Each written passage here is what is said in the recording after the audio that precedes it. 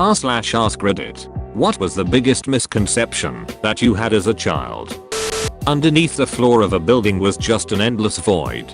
I thought people who replaced floors were incredibly brave, so I always told my parents I wanted to replace floors. For a year or so I wanted to be a tax collector. I saw one in a Pink Panther cartoon and thought they were just people who knocked on your door and kept all the money you paid them. This is adorable. That people of other races just had different levels of being tanned. Found out in the mall that I was wrong. I lived in such a white area that I thought my mum, who is totally white British ethnically, but has much darker features than my other mega pale family, was black.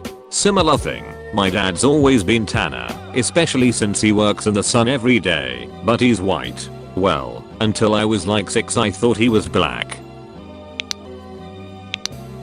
I thought having a job was just you picking a company you like, waltz in, find an empty spot, and start doing something. I had no concept of interviews, tests, and all the paperwork involved.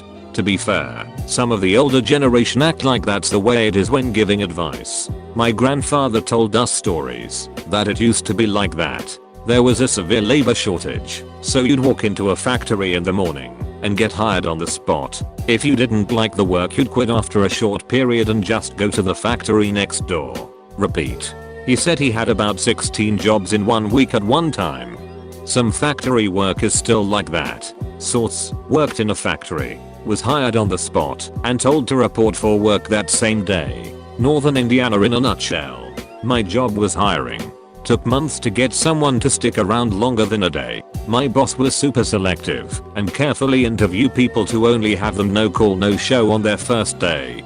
I thought being fired from work meant that the fired person gets killed. Every time my mom would tell me and my sisters not to bother her or she could get fired from work, she partially worked from home. I assumed that her boss would come into her office and literally shoot her. I was so terrified that my mom would get in any trouble at work. Oh my god, I thought a really similar thing. Whenever people would explain people getting fired to me, when I was really young they'd say person got fired and lost their job, which made me think, well, I guess that means getting fired and losing your job are two different things. And so that meant I had to come up with an explanation for what being fired is. So I thought, well, it must mean you get burnt, right? Yeah. No. I'm sorry James, due to budget restrictions, we need to cut back on staff.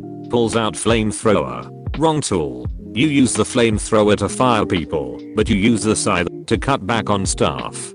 My mom always told me that if I got lost or separated from her while out in public and couldn't find a police officer, I should seek out the nearest woman with children.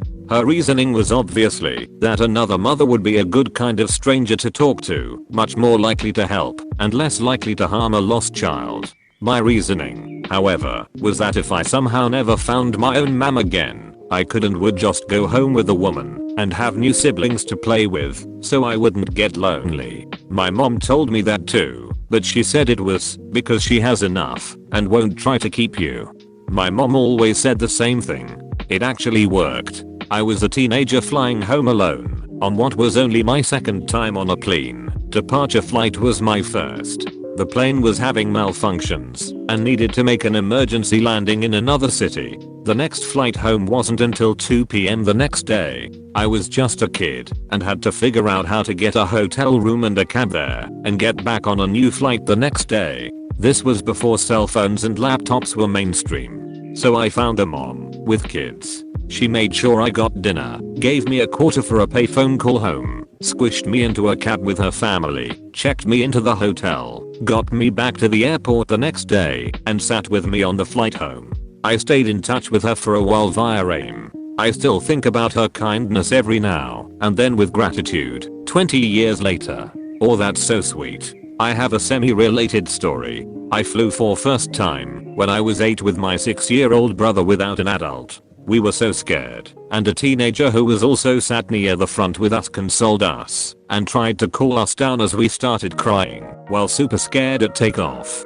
All that you needed to do to get pregnant was get married. I thought you had to be married and sleep in the same bed.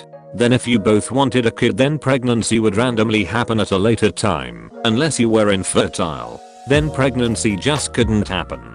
I thought a potluck was where everyone brought food to a party and put it all in one giant pot. Then you would scoop out a plateful, and whatever you got was your luck.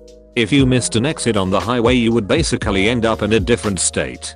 Judging by the way people cut across 4 lanes of traffic, rather than spend a few extra minutes turning around at the next exit, I feel like there are some adults that still think this is true.